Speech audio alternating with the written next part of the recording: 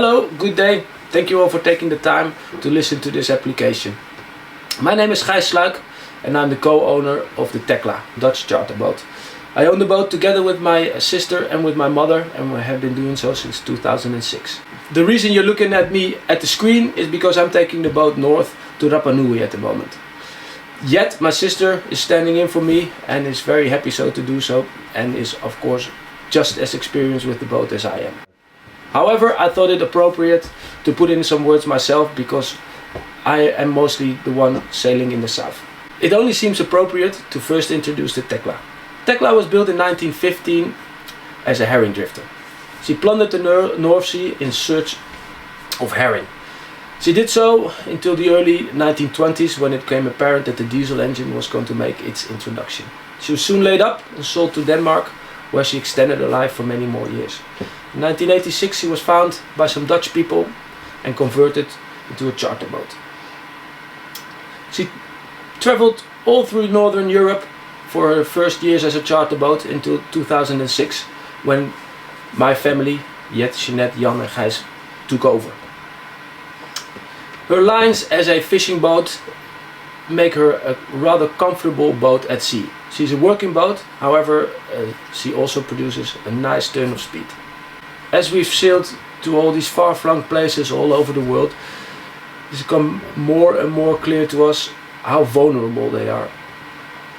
We've always tried to travel to these places in a responsible way, share our knowledge of these places and make people aware of the importance. Now, I think we've always succeeded, and in doing so our ideas have always grown and are still growing. One of the things was to rebuild the boat. Between 2020 and 2022 we have changed 17 meters of our underwater body and the complete interior. Now this fitted in with our idea of moving up to the next level. Of course we are not completely green and sustainable yet, but we try the best we can. We try not to put in anything that we don't need to. Anything that we can do simply by planning or by spending a little bit more on the budget, we have done. We've got nowadays a sewage treatment plant.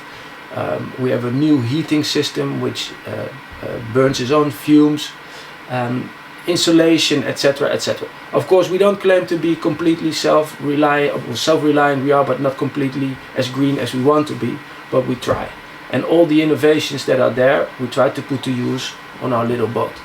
Together with that, and also making people aware of the places that we visit, the importance and the vulnerability, but also the things you can get back from it. We don't need to be scared of it, but we do need to realize that maybe these places are not there forever if we don't take care of them, like we take care of ourselves. Now I think we've succeeded in that, and this would have only been possible by growing slowly into this form of traveling that we try to advocate.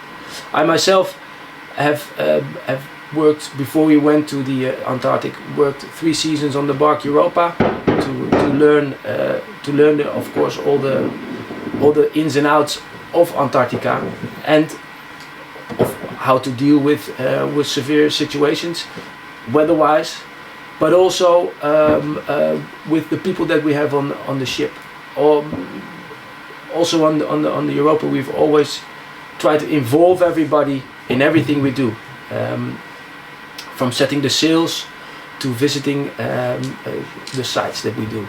Now we've, in a different way, put this also in work in our boat, the Tecla, and have tried to build our idea around it. I've done an ice navigating course, and every year we've expanded our area that we sail in. In 2019 we did a successful attempt on the Northwest Passage, and straight after that we did our first Antarctic season.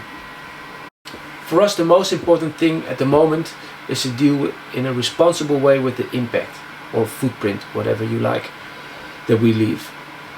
Becoming member of the IAATO would mean for us to have access to years and years of experience and to deal with this in the most professional way, if you like, as is possible.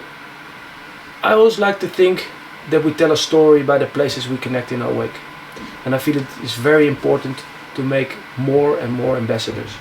People need to be aware of the critical state that we are in at the moment and that we need to do something about it.